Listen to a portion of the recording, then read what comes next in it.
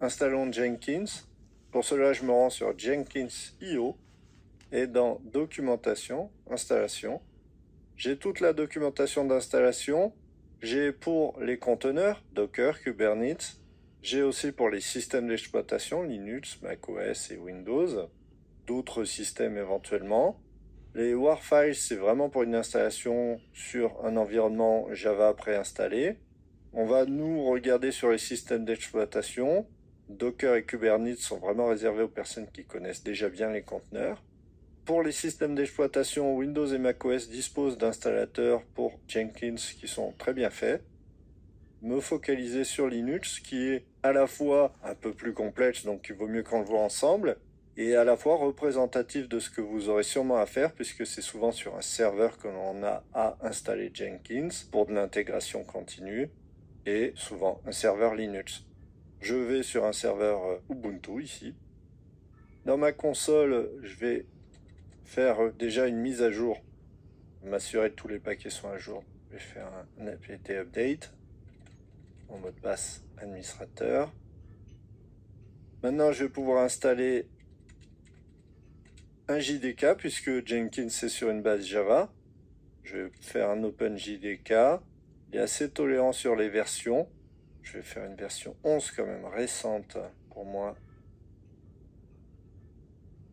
Jenkins est sur des dépôts spécifiques pour les versions récentes parce que si vous prenez Jenkins proposé avec votre version d'Ubuntu et les dépôts standards Linux, vous aurez une version plus ancienne. Donc il vaut mieux intégrer les dépôts. Donc je vais faire des premières instructions pour saisir les dépôts Jenkins. Le JDK est installé, donc je vais ajouter les dépôts comme je le disais, en mettant le lien pkg Jenkins.io et en ajoutant dans mes sources apt. Je peux faire un update, toujours plus prudent quand on ajoutait des dépôts. Et je peux maintenant installer Jenkins à partir de ces dépôts.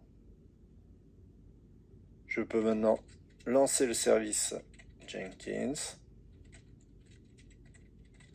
C'est bon.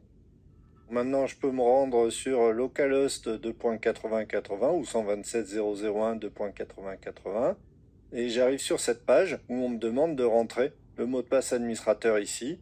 Ce mot de passe administrateur, je vais le trouver dans ce fichier. Je recopie cette partie-là et je me rends ici pour afficher ceci. D'ailleurs, avec un sudo, ce sera plus prudent. J'ai le mot de passe qui m'est demandé. Je vais pouvoir faire un copier et coller. Là, c'est bon. Maintenant, je vais pouvoir finir l'installation en installant les plugins suggérés. On va prendre la version par défaut. Et ici, les plugins s'installent. Nous pouvons maintenant créer notre utilisateur. Là, je vais prendre la base qui m'est suggérée ici, parce que j'avais déjà fait une saisie. Ici, le mot de passe que je veux choisir, je vais prendre un simple pour mon installation. Et éventuellement mon nom complet, mon courriel.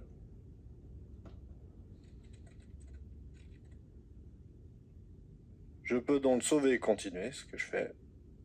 La configuration, là vous changerez si jamais vous avez un nom de serveur spécifique pour votre installation d'intégration continue qui vous est donné par l'administrateur de votre réseau. Ici, moi, comme c'est en local, je le fais avec localhost.